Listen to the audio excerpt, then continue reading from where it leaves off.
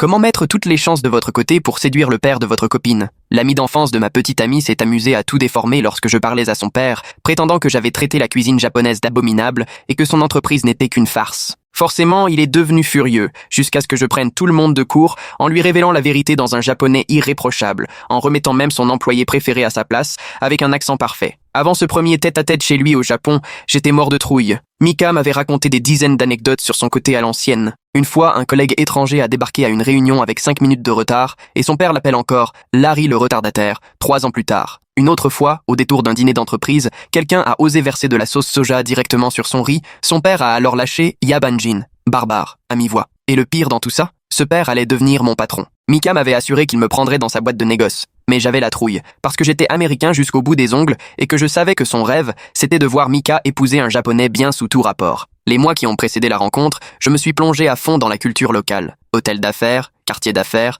même des soirées bien arrosées entre collègues. À force, je m'étais concocté tout un scénario dans ma tête sur la façon de me comporter et de parler. Mais bien sûr, Mika n'en savait rien. J'ai gardé ça pour moi afin qu'elle ne me prenne pas pour un désespéré. Le jour J, en entrant dans le restaurant, j'ai salué d'une révérence parfaitement dosée, je me suis assis seulement après lui, j'ai servi sa bière illico et j'ai répondu aux questions du tac au tac. Je l'appelais Chacho, et je gardais le silence tant qu'on ne me sollicitait pas. Je me suis dit que ça roulait quand la secrétaire n'arrêtait pas de me resservir du thé, tout sourire devant mes efforts. Bien que son père ne parle pas anglais, il semblait vraiment m'apprécier. Il hochait la tête à chaque « Hey !» Oui, bien placé, et pestait sur « les jeunes d'aujourd'hui », comme si je n'étais pas américain. Vous vous demandez sans doute comment je comprenais ses propos. En fait, j'ai joué la carte de la discrétion avec Mika. À force de me passionner pour la culture d'entreprise japonaise, j'avais aussi commencé les cours intensifs de japonais, sans rien dire à personne. Je voulais garder l'effet de surprise pour une grande occasion, peut-être notre mariage. Quand on a rencontré son père, ça faisait déjà 6 mois que je bûchais la langue, et j'entendais parfaitement Monsieur Tanaka dire à sa secrétaire à quel point il me trouvait correct. Mika était fière comme tout.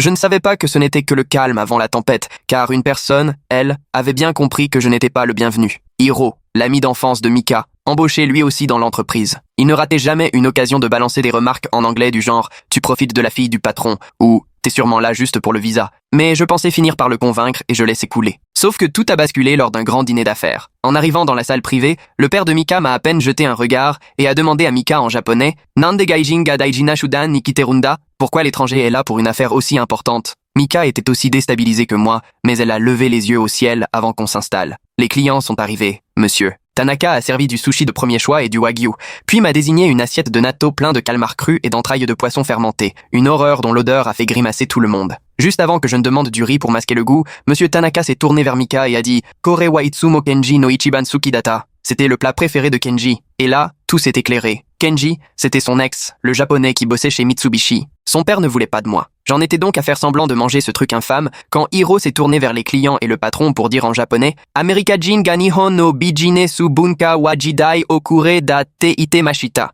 L'américain m'a dit que la culture d'entreprise japonaise était dépassée. J'étais sidéré. Mika était prête à bondir, mais je lui ai effleuré le poignet sous la table parce que je voulais voir jusqu'où Hiro irait. Ce dîner est vraiment délicieux, ai-je lancé en anglais, impassible. Hiro en a profité pour traduire « Kare wa Nihon shoku ga mazukute McDonald's ga tabetai te itemasu ». Il trouve la nourriture japonaise dégoûtante et il veut un McDo. Monsieur Tanaka est devenu cramoisi, s'excusant immédiatement auprès des clients. Un silence glacial s'est installé. Je n'ai pas pu m'empêcher de sourire. Merci de m'avoir invité à cette réunion si importante. Ai-je continué. Hiro a alors menti sans vergogne. Kare wa anata no kaisha wa judan mitai de. Amerikajin no hu ga zenbu umaku yarutimashita. Votre entreprise est une blague. Les Américains font tout mieux. Là, je n'ai pas hésité. J'ai regardé Monsieur Tanaka droit dans les yeux et en japonais de haut vol, j'ai déclaré « Shasho, watashi wa rokagetsu nihongo wo benkyu shimashita. Musume-san to kekon shitai desu. Hiro-san no honyaku wa zenbu uso desu. » Monsieur le Président, cela fait 6 mois que j'étudie le japonais. Je voudrais épouser votre fille. Tout ce qu'a traduit Hiro est faux.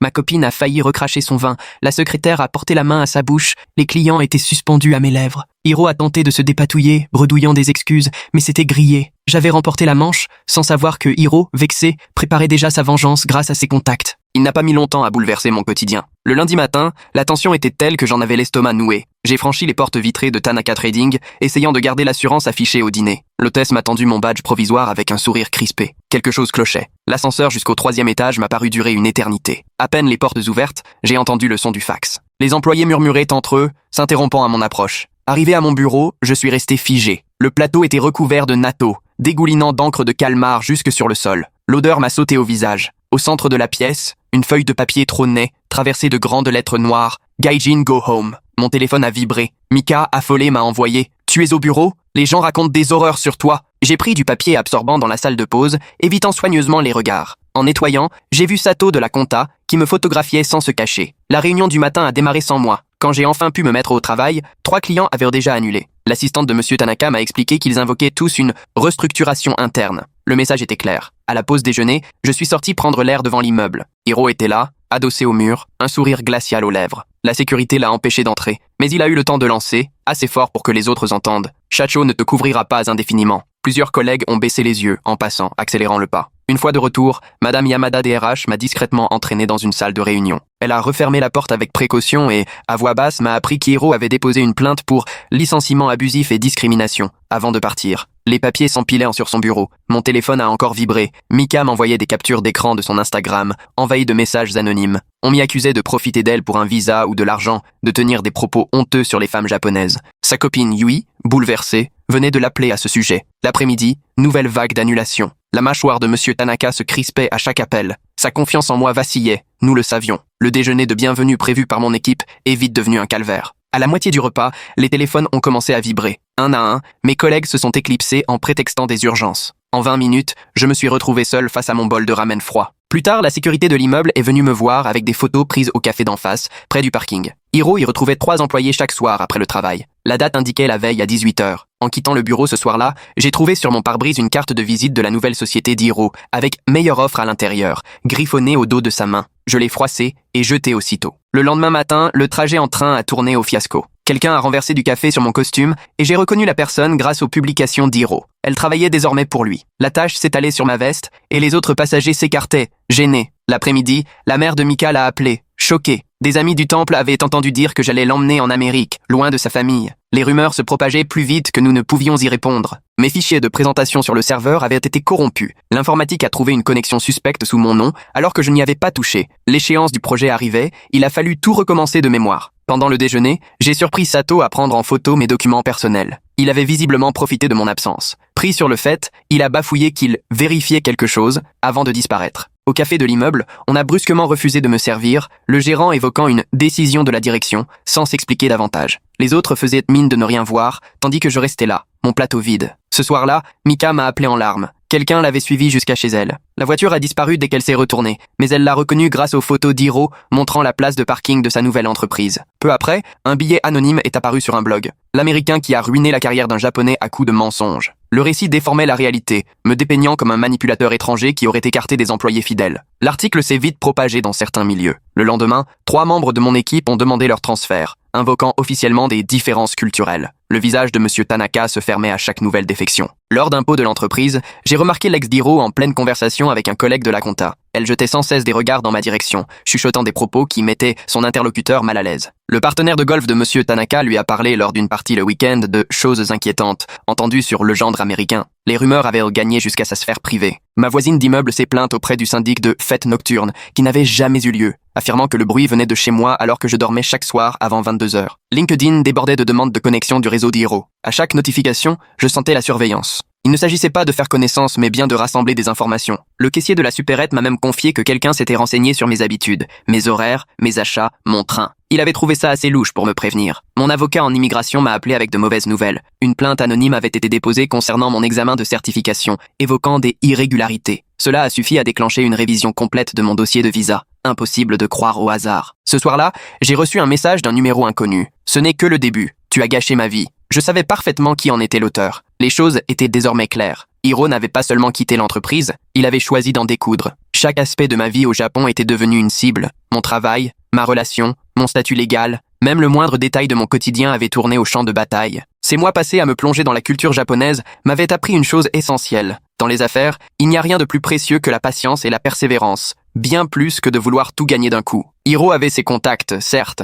mais moi, j'avais su gagner quelque chose de plus durable, la confiance née d'un véritable engagement. Pourtant, l'épreuve ne faisait que commencer. La présentation à Osaka approchait à grands pas, il ne restait plus que 3 semaines. Ce matin-là, j'étais arrivé au bureau alors que la nuit régnait encore, bien décidé à me préparer malgré les obstacles qui ne cessaient de s'accumuler. Ma salle de réunion avait été réattribuée sans explication à un autre service, me forçant à m'installer dans le hall d'entrée, où j'étalais mes dossiers sur une table basse, sous le regard fuyant des premiers collègues arrivés. Hiro, de son côté, figurait désormais dans l'annuaire de l'immeuble comme comme « consultant » pour nos clients d'Osaka. La réceptionniste m'en avait glissé un mot en évoquant les réservations de salles, et j'avais senti mon estomac se nouer. Il avait parfaitement choisi son moment pour saboter la plus belle opportunité du trimestre. Lors de la réunion stratégique, j'ai aussitôt perçu une tension étrange dans l'équipe. Les discussions se taisaient dès que je franchissais la porte. Les réponses à mes emails se faisaient plus lentes, plus froides. Sa stratégie d'isolement portait ses fruits, mais j'ai continué à travailler sur ma proposition. C'est alors que Tanabe, un cadre chevronné de Tanaka Trading, m'a abordé après m'avoir vu m'installer dans le hall. En 15 ans dans la boîte, il s'était forgé le respect de tous. Il m'a proposé d'aller prendre un café à l'extérieur, invitation que j'ai acceptée sans réfléchir. Autour d'un café, Tanabe m'a raconté son expérience avec Hiro. Des années plus tôt, ce dernier avait tenté de le discréditer au moment d'une promotion, utilisant déjà les mêmes méthodes.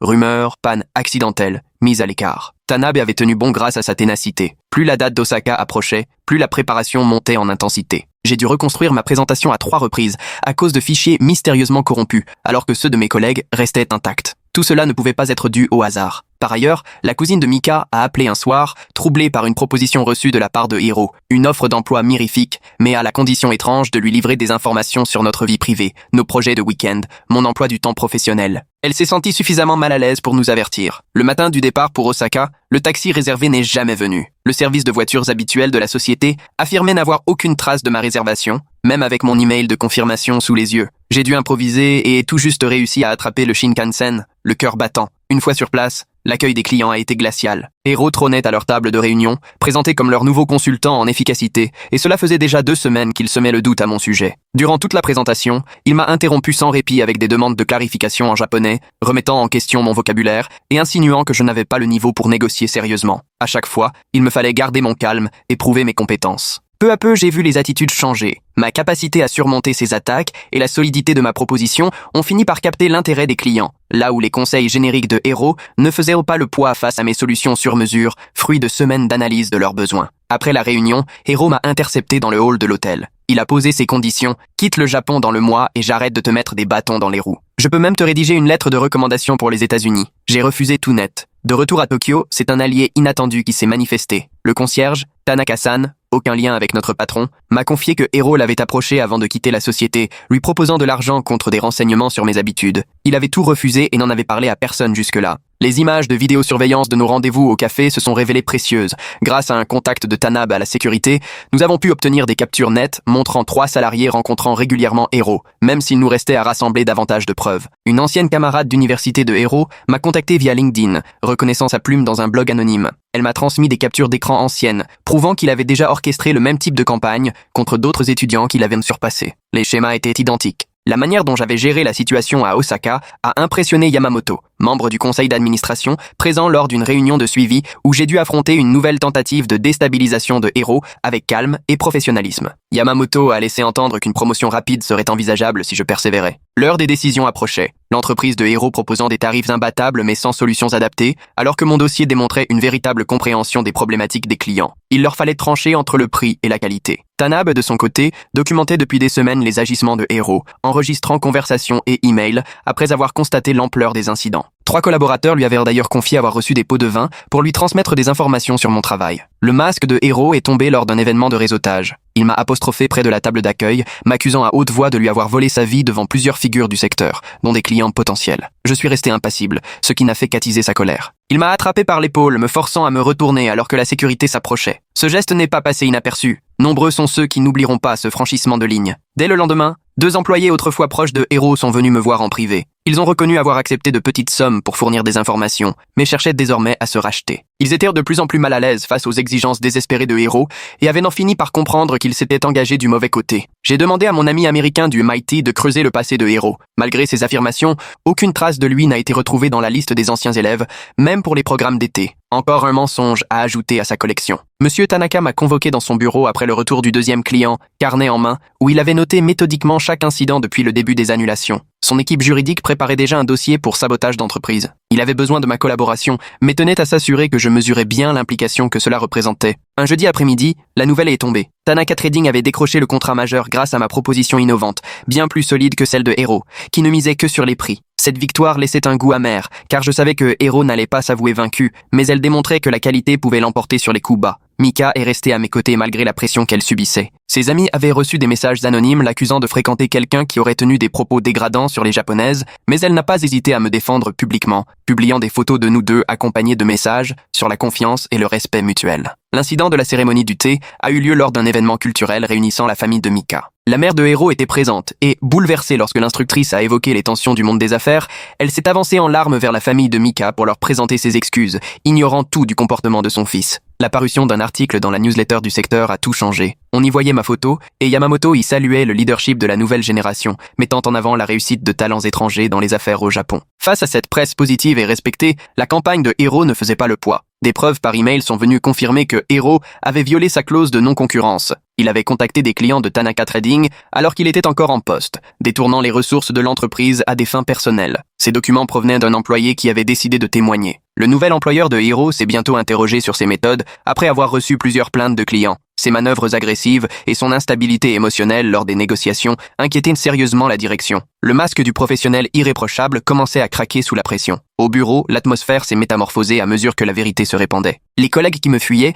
ont repris l'habitude de me saluer et les discussions à la pause café m'incluaient naturellement. Le climat se rééquilibrait, non pas grâce à la revanche, mais à un comportement irréprochable et constant. L'invitation de la Chambre de commerce américaine est arrivée sans prévenir. Ils souhaitaient que j'intervienne sur la réussite interculturelle au sein des entreprises japonaises. Cette opportunité allait élargir mon réseau professionnel bien au-delà de Tanaka Trading et de l'influence de Hiro. Une nouvelle confrontation a éclaté lors de la conférence trimestrielle du secteur. Hiro, hors de lui, m'a accusé devant tout le monde de lui avoir volé sa vie, son avenir avec Mika, sa place dans l'entreprise. Sa voix résonnait dans le hall, attirant les regards. Un vétéran respecté de la profession est alors intervenu pour souligner publiquement ma contribution au développement international des affaires. Son soutien pesait bien plus lourd que toutes les accusations de Hiro. Cette reconnaissance, venant d'une figure de cette envergure, comptait énormément dans l'univers professionnel japonais. La petite amie de Hiro a alors découvert jusqu'où allait son obsession. Elle est tombée sur des dossiers remplis de captures d'écran me concernant, retraçant mes habitudes quotidiennes, mes publications sur les réseaux sociaux, voire des photos prises à mon insu. Choquée, elle a mis fin à leur relation devant tous lors d'un événement de l'entreprise. Une ex-victime universitaire m'a contacté après avoir lu la newsletter. Elle m'a détaillé les agissements de Hiro à l'époque. S'attribuer le mérite des travaux de groupe, propager des rumeurs sur la concurrence, toujours rejeter la faute sur les autres quand ses manigances échouaient. Ce schéma remontait à plus de 10 ans. Malgré la trahison de Sato, je l'ai aidé à résoudre un problème complexe avec un client. Il pataugeait sur l'aspect technique d'une proposition et je lui ai tendu la main sans raviver nos différends. Ce geste n'a pas échappé à l'équipe. Lors d'une réunion, 5 collègues sont venus présenter des excuses officielles. Ils ont reconnu s'être laissés manipuler par Hiro et assumé leur erreur. Ce passage aux aveux a contribué à restaurer la confiance et la cohésion du groupe. Hiro a été démasqué sur les réseaux sociaux lorsqu'il a publié par mégarde une diatribe à mon sujet depuis son compte principal au lieu d'un compte anonyme. Cette gaffe a permis de faire le lien entre plusieurs comptes utilisés pour me harceler et les captures d'écran ont circulé à vitesse grand V dans notre réseau professionnel. Un ami de me, Tanaka, employé chez Mitsubishi, a fourni une information clé. Kenji, le soi-disant ex-petit ami de Mika, n'avait jamais été qu'un camarade d'université. Hiro avait tout inventé pour manipuler Monsieur Tanaka.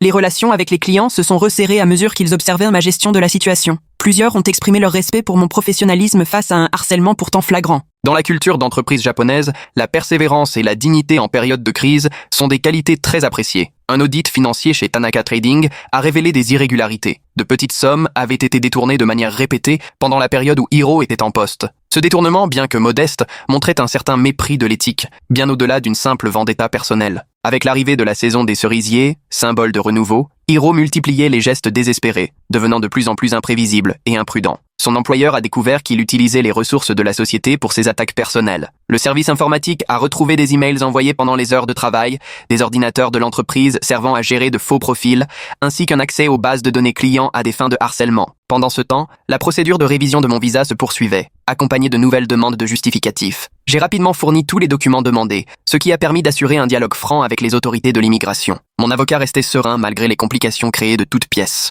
J'ai aussi montré ma capacité d'adaptation en soutenant une nouvelle collègue de Hiro, complètement étrangère à l'affaire, qui s'était retrouvée embarquée bien malgré elle dans le conflit. Elle avait été affectée à un projet visant Tanaka Trading, sans se douter des arrière-pensées personnelles qui se jouaient. Je lui ai apporté des conseils professionnels qui l'ont aidé à s'en sortir dans cette situation épineuse. L'association professionnelle, de son côté, avait reçu plusieurs plaintes sur l'éthique de Hiro. Sa demande d'adhésion a été refusée, le conseil d'administration pointant du doigt ses agissements inacceptables. Cette sanction officielle allait le mettre sur liste noire auprès des grandes entreprises. Progressivement, les clients sont revenus vers Tanaka Trading, à mesure que la vérité se faisait jour. Ils étaient mal à l'aise face aux méthodes agressives et à l'instabilité émotionnelle de Hiro. Finalement, les liens professionnels se sont révélés bien plus solides que ce qu'il avait anticipé avec ses tentatives de sabotage. Ma résidence permanente a été approuvée plus rapidement que prévu, les services d'immigration ayant mené une enquête poussée et jugé la plainte infondée. Avec la question du visa réglée, Hiro perdait un de ses principaux atouts dans sa campagne. Il a alors tenté une ultime manœuvre en contactant la grand-mère de Mika et en lui envoyant des articles alarmistes sur les étrangers qui abuseraient de familles japonaises. À la surprise générale, la vieille dame a pris ma défense, saluant mon respect des traditions et ma volonté d'apprendre les bonnes manières. Lors de l'anniversaire de l'entreprise, on a senti une vraie cohésion au sein de l'équipe. Malgré les tensions accumulées, tout le monde s'est mobilisé pour les présentations et les festivités. L'absence de Hiro a été vécue comme un soulagement général. Une large couverture médiatique a suivi la publication de la newsletter. Un article sur la réussite internationale au Japon incluait des interviews de Monsieur Tanaka et de membres du conseil, ce qui a définitivement dissipé l'impact des blogs anonymes. J'ai rassemblé un dossier complet sur le sabotage d'entreprise à l'intention du conseil professionnel. Email, enregistrements, témoignages et documents financiers venaient étayer sans ambiguïté l'existence d'un harcèlement organisé. L'ancien mentor de Hiro, un dirigeant très respecté qui l'avait soutenu à ses débuts, a publiquement pris ses distances, publiant sur LinkedIn un message sur l'importance de l'éthique en affaires, faisant allusion aux événements récents sans jamais citer son nom. La vérité sur les motivations de Hiro a fini par éclater grâce à d'anciens camarades de promo. Il nourrissait des sentiments pour Mika depuis l'université, sans jamais oser les avouer. Son ressentiment envers les étrangers à succès était en réalité le reflet d'un complexe d'infériorité et non d'un élan patriotique. Les preuves numériques étayaient chaque accusation. Capture d'écran, enregistrement, fil d'email, tout venait constituer un dossier accablant. Ces tentatives pour effacer les traces sont arrivées bien trop tard, plusieurs personnes ayant déjà sauvegardé les documents. Le comité d'éthique professionnelle a reçu notre plainte officielle, accompagnée de toutes les pièces. L'enquête, rigoureuse mais lente, devait déterminer les sanctions applicables à Hiro au sein du secteur. En coulisses, les échanges entre dirigeants laissaient entendre que Hiro était de plus en plus mis à l'écart. Les grandes entreprises s'étaient entendues, de façon officieuse, pour ne plus l'embaucher, conscientes des risques qu'il représentait. Son avenir professionnel à Tokyo s'assombrissait à vue d'œil, chaque pont brûlé le rapprochant de la sortie. Sa crise sur les réseaux sociaux a commencé par des accusations de complot. Il prétendait que tout le secteur s'était ligué contre lui, et que j'avais manipulé tout le monde grâce à mon influence étrangère. Ce discours décousu n'a fait qu'accentuer la méfiance des décideurs quant à sa stabilité. Certains collègues se demandaient à voix haute si les sanctions n'étaient pas excessives. Il faut dire que malgré tout, Hiro avait de vraies compétences, et le gâchis de ce potentiel peinait ceux qui l'avaient connu avant que son obsession ne le ronge. Il m'a fallu trancher, engager ou non des poursuites. Les preuves justifiant une plainte pour harcèlement, mais entamer une procédure judiciaire n'aurait fait que prolonger le conflit. J'ai préféré tourner la page et me consacrer à la construction de mon avenir plutôt que de chercher réparation devant les tribunaux. Ce choix a suscité des réactions diverses chez mes soutiens. Certains voulaient que Hiro assume pleinement les conséquences de ses actes, d'autres ont salué mon envie d'aller de l'avant. Mika, elle, m'a soutenu dans tout ce qui pouvait nous apporter la paix. Lors de la Golden Week, tout le secteur s'est retrouvé dans la grande salle d'un hôtel prestigieux, à l'occasion d'un événement de réseautage rassemblant dirigeants, clients et employés. Le cadre officiel garantissait que Hiro et moi allions forcément nous croiser une dernière fois. Toute la vérité sur sa jalousie a éclaté lors d'un échange inattendu dans la salle de bal. J'étais arrivé en avance pour prêter main forte à l'installation quand je l'ai aperçu près de l'accueil, les épaules tendues en train de remplir des papiers. Nos regards se sont croisés à travers la pièce, et pendant un instant, aucun de nous n'a bougé. Il s'est approché, moins sûr de lui que d'habitude. Arrivé à ma hauteur, il a sorti son téléphone et m'a montré de vieilles photos de fac. On y voyait souvent Mika, rayonnante au milieu des autres. Sur chaque cliché, Hiro restait un peu en retrait, la contemplant avec un mélange de nostalgie et de regret que je comprenais maintenant. La vérité s'est finalement imposée à travers ses confidences hésitantes. Il n'avait jamais avoué ses sentiments, persuadé qu'elle ne le voyait que comme un ami d'enfance.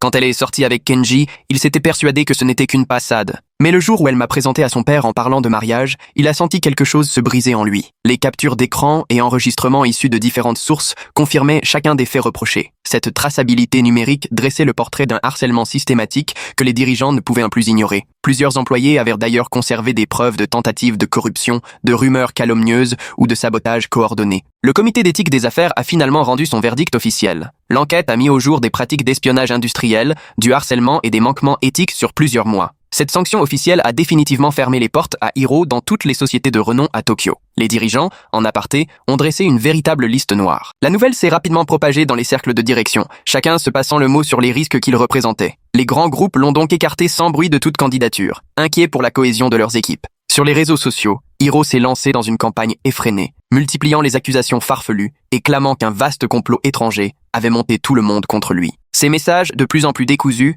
n'ont fait qu'alimenter les doutes sur son équilibre et son professionnalisme. Parmi ses anciens collègues, beaucoup étaient partagés devant la brutalité du verdict. Certains se souvenaient du talent qu'il avait montré avant que son obsession ne prenne le dessus, et le gâchis de ses débuts prometteurs en troublait plus d'un. Après réflexion, j'ai pris la décision de ne pas engager de poursuite, bien que les preuves de harcèlement étaient suffisantes. Cela n'aurait fait qu'entretenir inutilement le conflit. J'ai préféré tourner la page et avancer, plutôt que de ressasser ces attaques. Durant la Golden Week, les organisateurs, très au fait de la situation, avaient discrètement renforcé la sécurité, mais ces précautions se sont avérées inutiles. Hiro s'est tenu à l'écart, isolé dans un coin. Lors du networking, je l'ai vu tenter de discuter avec plusieurs personnes qui, gênées, s'éloignaient rapidement. Même son ancien mentor a évité tout contact. C'est au moment de la cérémonie officielle que M. Tanaka a pris la parole, m'a présenté comme cadre en devenir et salué la façon dont j'avais géré les récents remous. Un tel hommage, dans notre secteur traditionnel, a vraiment consolidé ma réputation malgré les tentatives de déstabilisation. J'ai même reçu le prix du nouveau talent de l'année, le jury saluant ma proposition innovante pour Osaka et mon sang-froid. Lors de la remise, j'ai remercié mes mentors et collègues, préférant taire les épreuves traversées. La dernière provocation de Hiro a eu lieu au dessert. Il s'est approché de notre table et, d'une voix forte, m'a accusé d'avoir réussi uniquement grâce à la tromperie et à des passe-droits venus de l'étranger. Personne n'a bronché, chacun ayant en tête ses mensonges et ses dérives passées. L'incident s'est clos quand la sécurité l'a raccompagné sans résistance. Il semblait avoir perdu toute combativité après l'échec de sa campagne. Plusieurs invités ont commenté, attristés de voir jusqu'où il avait chuté. Son employeur actuel ne lui a pas pardonné longtemps. Son comportement instable et ses méthodes agressives ont entraîné son licenciement, la lettre évoquant de multiples entorses à l'éthique professionnelle. Chez Tanaka Trading, la cohésion s'est nettement améliorée. L'anniversaire de l'entreprise a mis en lumière l'esprit d'équipe retrouvé, chacun travaillant ensemble dans une ambiance apaisée, comme si le départ de Hiro avait levé une chape de plomb. Les médias se sont emparés du succès international de l'entreprise, mettant à l'honneur le leadership de la nouvelle génération et saluant l'innovation interculturelle, avec des interviews de M. Tanaka et de plusieurs membres du conseil. Cette couverture positive a rapidement fait oublier les derniers blogs malveillants. J'ai transmis l'ensemble du dossier aux autorités, composé de mails, d'enregistrements audio, de témoignages et de documents financiers, preuve du harcèlement et du sabotage orchestré. Même sans procédure pénale, le dossier reste disponible si besoin. L'ancien mentor de Hiro a publié sur LinkedIn un article sur le leadership éthique, évoquant sans nommer personne l'importance de la concurrence loyale et du mérite, plutôt que l'acharnement contre autrui. Un message transparent pour tous ceux qui connaissaient l'histoire. D'anciens camarades ont aussi apporté leur témoignage. Hiro, déjà à l'université, rejetait la faute de ses échecs sur les autres, inventait des explications et nourrissait une rancune contre ceux qui réussissaient là où il avait échoué. Ce comportement était ancien, bien avant mon arrivée. Du côté de l'administration, mon dossier de résidence permanente a été accepté. L'enquête a jugé les accusations infondées, reconnaissant une manipulation plutôt qu'une véritable inquiétude. Cela a définitivement coupé l'herbe sous le pied de Hiro, qui n'avait plus aucun levier pour m'attaquer. La grand-mère de Mika, en apprenant toute l'histoire, s'est rangée de mon côté, saluant ma retenue malgré les provocations. Son soutien avait un poids considérable dans la famille. Confidentiellement, les dirigeants du secteur se sont accordés pour se prémunir contre tout risque similaire et l'éviction de Hiro est devenue totale. Son avenir professionnel à Tokyo s'est éteint de son propre fait. Ses derniers messages sur les réseaux sociaux trahissaient désarroi et isolement. Il dénonçait une prétendue discrimination, se posant en victime et promettant de dénoncer la corruption du milieu. Mais ces publications ne suscitaient plus de réaction. Ses anciens contacts prenaient leur distance. Je l'ai croisé une dernière fois à la gare de Tokyo, alors qu'il chargeait des cartons dans un taxi, prêt à partir pour un poste sans prestige dans une petite société de Kyushu, loin des réseaux de Tokyo. Nos regards se sont croisés un bref instant avant qu'il ne détourne les yeux. Il n'y avait plus la moindre combativité dans son attitude. Ce départ représentait son ultime issue professionnelle. Ce poste n'était certes pas à la hauteur de mon ancien rang, mais il m'offrait l'opportunité de tout recommencer ailleurs, loin de la réputation qui me collait à la peau. Tanaka Trading a rapidement prospéré, porté par un nouvel élan de partenariats internationaux. Mes méthodes innovantes, que la crise avait mises à l'épreuve, se sont imposées comme la nouvelle norme. Le succès de l'entreprise a prouvé que M. Tanaka avait eu raison de me faire confiance, malgré les doutes initiaux. Sans l'influence perturbatrice de Hiro, l'esprit d'équipe s'est transformé. Ceux qui s'étaient laissés monter contre moi sont devenus, avec le temps, des collègues précieux. L'épreuve que nous avions traversée ensemble n'avait fait que renforcer nos liens professionnels. Les clients nous témoignaient une confiance accrue, admirant la manière dont nous avions géré les difficultés, malgré quelques tentatives évidentes de sabotage. La valeur accordée à la persévérance et à la dignité dans la culture d'entreprise japonaise a beaucoup joué en notre faveur. Mon intervention à la Chambre de commerce américaine m'a permis de dépasser le cadre de Tanaka Trading. J'y ai évoqué la réussite interculturelle au Japon en insistant sur les stratégies positives plutôt que sur les obstacles rencontrés. Cette prise de parole a ouvert la porte à de nouveaux partenariats. C'est lors d'un dîner en famille que Mika et moi avons annoncé nos fiançailles. Le soutien sans faille de ses parents, gagné au fil des mois, a rendu le moment particulièrement touchant. Même les proches qui avaient nourri des réserves au début nous ont finalement adressé leurs félicitations, sincères et chaleureuses. Les préparatifs du mariage se sont déroulés dans la sérénité la plus totale. L'absence de Hiro à Tokyo a permis à la cérémonie d'avoir lieu sans la moindre anicroche. Les amis communs, de leur côté, ont préféré décliner poliment l'invitation pour éviter tout malaise. C'est à ce moment-là que M. Tanaka a commencé à me transmettre les traditions du métier, notamment à travers les leçons de cérémonie du thé, qui représentaient bien plus qu'un simple rituel culturel. Elles incarnaient une réelle intégration, aussi bien au sein de la famille que de la direction de l'entreprise. Sa patience et son investissement étaient les signes d'une confiance profonde quant à mon avenir parmi eux. Notre premier enfant est né sous les cerisiers en fleurs l'année suivante, un symbole de renouveau après des temps difficiles. La joie de M. Tanaka à l'idée de devenir grand-père l'a emporté sur toute préoccupation concernant nos différences culturelles. L'entreprise a continué à s'ouvrir à l'international grâce à une gouvernance collaborative, mes propositions de partenariats occidentaux ayant trouvé un terrain d'entente avec les valeurs traditionnelles japonaises, une alliance qui nous a donné un avantage certain. Le succès est venu de la capacité à conjuguer différentes approches, pas de leur opposition. La reconnaissance du secteur s'est poursuivie avec des invitations à intervenir lors de conférences et à siéger dans des conseils d'administration. Chaque avancée avait le goût du mérite et de la persévérance, loin de tout privilège. Les épreuves traversées avaient en fait accéléré mon ascension, bien au-delà des attentes habituelles. De temps en temps, des nouvelles de Hiro à Kyushu nous parvenaient. Il travaillait discrètement dans une petite entreprise, en retrait. Certains pensaient qu'il avait finalement trouvé une forme de paix, loin de la rivalité tokyoïte. D'autres croyaient plutôt qu'il s'était simplement résigné, sans plus d'énergie pour de nouveaux coups d'éclat. Son absence totale de notre univers professionnel a été un soulagement auquel je ne m'attendais pas. Être constamment sur ses gardes face aux tentatives de sabotage était devenu épuisant. Les difficultés du quotidien paraissaient bien légères après des mois de harcèlement. Avec le recul, la rancune de Hiro avait paradoxalement renforcé ma place. Chaque attaque m'avait obligé à prouver ma valeur et à nouer des alliances solides. L'adversité m'avait permis de m'intégrer pleinement à la culture de l'entreprise japonaise comme un véritable baptême du feu. Debout dans le bureau de direction de Tanaka Trading, je repensais à tout ce parcours. Cette maîtrise de la langue et de la culture, je l'avais acquise à force d'efforts, non par droit de naissance. La vue sur le skyline tokyoïte symbolisait une réussite gagnée à la force du poignet, sans piston. Mika m'a rejoint près de la fenêtre, notre enfant dans les bras. Désormais, 3 générations de Tanaka guideraient l'entreprise, réunissant nos cultures dans le respect mutuel. L'avenir que nous avions bâti allait bien au-delà du projet étriqué que Hiro avait tenté d'imposer. On disait même que lui aussi, dans sa nouvelle vie, avait trouvé une certaine stabilité. Libéré du poids de droits imaginaires, il pourrait peut-être, enfin, connaître une réussite qui lui appartienne vraiment.